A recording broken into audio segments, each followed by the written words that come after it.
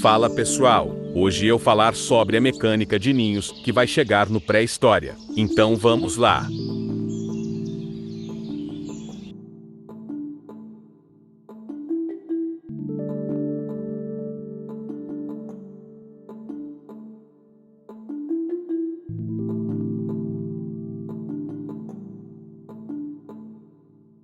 Bom, para quem não sabe, semana passada eu perguntei a vocês qual mecânica gostariam que chegasse no pré-história. A mecânica mais comentada foi a de ninhos. Então, nesse vídeo, irei falar, explicar e comentar sobre a famosa mecânica de ninhos. A nidificação será uma ótima atividade para socializar e se divertir com outros jogadores.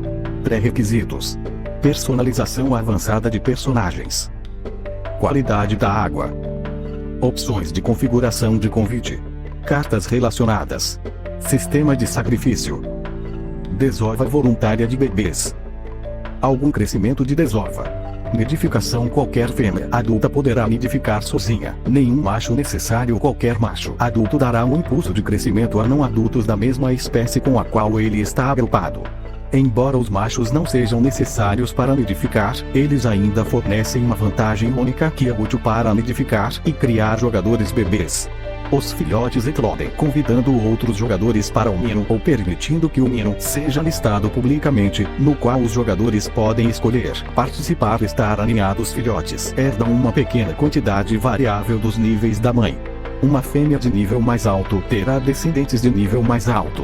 Como os níveis influenciam o tamanho do personagem, isso significa que os bebês nascerão com tamanhos diferentes, dependendo do nível de nascimento, e mães maiores terão bebês maiores.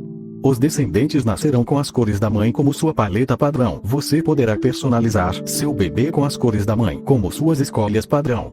Se a mãe tiver muitas cores, 7 cores aleatórias serão escolhidas como a paleta padrão do bebê.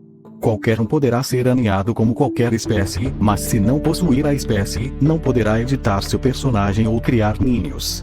As skins só podem ser herdadas se o jogador descendente também possuir essa skin. Caso contrário, eles assumirão a aparência padrão da espécie. Ovos: os ovos que existem e não chocaram podem ser roubados por predadores comedores de ovos. Uma personagem feminina cria ovos, sacrificando comida para o ninho. Os ovos devem levar algum tempo para incubar antes que possam ser ocupados por um usuário, durante o qual ficam vulneráveis à predação. Quando um usuário ocupa um ovo, eles chocam imediatamente. Incentivação: veja sistema de sacrifício. Criaturas que estão aninhadas têm uma pequena chance de sofrer mutações de pele, com um padrão de brilho único chamado lumen, ou mutações de cor/material. Criaturas que estão aninhadas herdam alguns dos níveis das mães e, portanto, começam em um nível mais alto do que normalmente começaria. Um detalhamento de recursos: uma fêmea adulta de dinossauro pode colocar um ninho, modelo de ninho e o botão para construir ninho. Estar perto do ninho fará com que os ovos incubem. Eles incubarão um de cada vez. Sentar ou dormir perto do ninho fará com que os ovos incubem mais rápido. O servidor rastreia consistentemente o progresso da gestação, dependendo da proximidade da mãe. Ovos são coisas físicas que aparecem dentro do ninho. Os ovos podem ser pegos pela mãe ou por carnívoros. Um ovo que foi removido do ninho ainda é viável e ainda pode chocar. Os ovos podem ser comidos por qualquer carnívoro, embora apenas alguns carnívoros os tenham como um item alimentar preferencial. Quando um ovo é comido, ele não é mais viável para chocar. Os ovos precisam ser visíveis publicamente na tela de seleção de espécies. Isso deve ser acessível e óbvio para os jogadores para que possam ser acessados facilmente.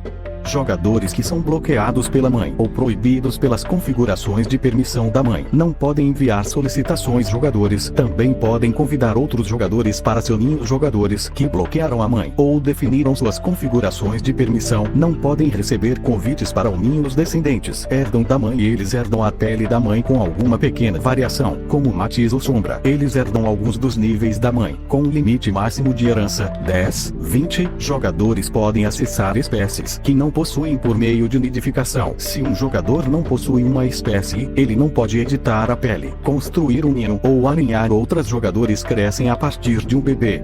Suas estatísticas aumentam conforme eles crescem e se tornam 100% na idade adulta. Crescimento, assim como nível, influencia as estatísticas de um personagem. Se um personagem não adulto for agrupado com um macho da mesma espécie ou de uma espécie adjacente, sua velocidade de crescimento é aumentada. A aninhamento será uma forma de socialização entre os jogadores, fazendo-os se juntarem para formar uma família no jogo. Qualquer fêmea adulta pode criar um ninho sozinha, mas, sem um macho adulto por perto, os filhotes não ganharão um boost de crescimento. Os filhotes eclodem ao receber um convite de outros jogadores, ou quando o ninho está em uma lista natural. Assim, o jogador poderá escolher em qual ninho quer nascer. Os filhotes receberão uma pequena parte da coloração da mãe. Uma fêmea de nível alto terá filhotes de nível alto, o que significa que podem nascer filhotes maiores que outros. Os descendentes receberão uma paleta de cores padrão da mãe, e o jogador poderá personalizar seu bebê. Caso a mãe tenha muitas cores, o bebê receberá 7 cores aleatórias da paleta da mãe. Qualquer dinossauro pode se aninhar com qualquer espécie, mas, se não for da mesma espécie do ninho, o jogador não poderá editar a skin e ficará com a skin padrão do animal. Além disso, quando adulto, ele não poderá criar ninhos. O mesmo vale para a paleta de cores. Se o jogador não possuir a paleta da mãe, nascerá com a paleta padrão do jogo. Os ovos que ainda não chocaram podem ser roubados por predadores e servem de alimento para carnívoros especializados em ovos. Ao criar ninhos, a fêmea sacrificará parte de sua comida nos ovos. Eles levarão um tempo para serem ocupados por um jogador e chocarem. Enquanto isso, estarão vulneráveis e precisarão ser protegidos pela mãe. Quando um usuário ocupa um ovo já incubado, ele choca imediatamente. As criaturas nascidas no ninho têm chance de sofrer pequenas mutações na pele, como padrões de bioluminescência ou alterações de cor. Toda fêmea adulta pode criar um ninho ao apertar um botão. Ao criar, um modelo de ninho aparecerá à sua frente. Quanto mais perto do ninho você estiver, mais rápida será a incubação. Sentar ou dormir perto do ninho também aumentará essa velocidade. O servidor rastreará o processo de gestação dos ninhos, dependendo da proximidade da mãe com eles. Os ovos podem ser pegos pela mãe ou por carnívoros que se alimentam deles. Os ovos que estiverem fora do ninho ainda poderão ser chocados por um jogador. Qualquer carnívoro pode comer ovos, mas alguns terão os ovos como parte principal de sua dieta. Quando um ovo é consumido, ele não pode mais ser chocado. Os jogadores começarão como bebês, e suas estatísticas mudarão ao longo dos estágios até a fase adulta. O sistema de aninhamento ajudará muito na socialização dos jogadores, mas também pode trazer bugs ou problemas com jogadores que atacam por diversão. De qualquer forma, minha teoria indica que essa atualização pode chegar ainda este ano, entre outubro e novembro. Agora, vamos revisar os locais mais importantes mencionados acima, pois eles serão essenciais para essa atualização. Vamos com a qualidade da água. Qualidade da água. A atualização de pesca já configurou fontes de água com esse recurso em mente. A água terá um valor numérico de qualidade. Esse valor diminui quando bebido e aumenta durante o tempo chuvoso. Beber água de baixa qualidade dá ao jogador o debuff de doença. Eles sofrem mais doenças quanto menor a qualidade da água isso requer. E o ajustada no mundo para interagir com fontes de água e ver sua qualidade. Ajuste da coloração da fonte de água para exibir a qualidade, tornando-se mais marrom quando a qualidade é baixa. Teste de equilíbrio extensivo, provavelmente incluindo um longo período de tempo no Public Test Branch, pois afetará principalmente a jogabilidade para todos os jogadores. Debuff de doença. Beber água de baixa qualidade dá a você um debuff de doença. Você obtém mais valor de doença quanto mais você beber a água de baixa qualidade, e quanto menor a qualidade da água o debuff de doença causa. Regeneração de resistência reduzida. Aumento do dreno de fome. A doença cura ao longo do tempo. Ele cura mais rápido quando sentado, dormindo e quando sua fome/sede está mais cheia. Altos níveis de doença causam efeito de status de náusea. Cartas relacionadas. Estômago duro. Efeito de status de infecção. Ceratosaurus. Efeito de status de náusea. A atualização de pesca ajudou nas configurações das lagoas. A água terá um valor de qualidade. Quanto menor o número, mais suja será. Esse valor pode ser restaurado com a chuva. Você pode identificar a qualidade da água pela cor. Se estiver marrom, está suja. Beber água suja dará um debuff de doença, causando mais fome, menor regeneração de estamina, vida e fome. A doença pode ser curada ao deitar ou sentar. Algumas criaturas aproveitarão a água suja para infectar adversários, como o ceratossauro. Essa mecânica pode chegar antes dos ninhos, ajudando na aprimoração do jogo. Acredito que pode ser lançada cerca de 4 meses antes. Agora, vamos falar sobre um sistema muito citado, o sistema de sacrifício. Sacrificar permitirá que os jogadores excluam permanentemente um personagem com a recompensa de conceder a um personagem escolhido diferente uma quantidade de ESP. Apenas criaturas que cresceram de um bebê para adulto, aninhadas ou geradas, podem ser sacrificadas. O objetivo é permitir que os jogadores joguem como uma variedade de espécies enquanto constroem seus personagens favoritos ao mesmo tempo. Em vez de ter que trabalhar repetidamente para aumentar o nível do seu personagem, você pode diversificar sua jogabilidade, crescendo e sacrificando outras criaturas.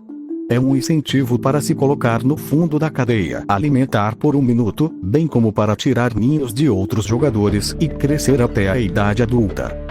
O objetivo final é criar um incentivo genuíno para os jogadores pegarem ninhos e se comprometerem a crescer neles, bem como diversificar as populações de jogadores. Adições questionáveis. Esses conceitos podem ou não ser implementados com este sistema. Concessão de paleta. Quando você sacrifica uma criatura para outra criatura, a criatura que recebe o sacrifício também recebe acesso para usar a paleta padrão da criatura sacrificada a ela. Diversidade. Você ganha um pouco de ESP bônus se sacrificar uma espécie que você não sacrificou para esse personagem antes.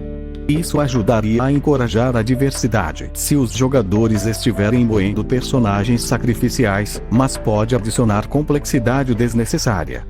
Quando você excluir uma criatura, dependendo do seu tempo de vida, nível, conquistas e missões realizadas, receberá uma recompensa ao escolher outro dinossauro. Apenas criaturas que cresceram de bebê para adulto, ou seja, nasceram de um ninho e atingiram a fase adulta, podem ser sacrificadas. Isso incentiva os jogadores a experimentarem diferentes espécies, em vez de permanecerem apenas com uma. Em vez de apenas aumentar o nível do personagem, os jogadores podem explorar novas mecânicas e jogabilidades. Basicamente, Sou dono do jogo, quer incentivar os jogadores a superar obstáculos e não permanecer apenas com um dinossauro, incentivando a criação de ninhos e o crescimento até a fase adulta. Essa mecânica pode ser alterada ao longo do tempo. Além disso, ao sacrificar um dinossauro, o jogador pode ganhar a paleta de cores da criatura sacrificada. Também pode receber um pouco de experiência, mas apenas se escolher um dinossauro diferente do que foi sacrificado. Essa atualização pode chegar junto com os ninhos ou antes, pois está fortemente ligada a eles. Bom, espero que tenham gostado. Esse vídeo deu muito trabalho para fazer. Se gostaram, deixem o like e comentem quais mecânicas mais esperam. Até a próxima!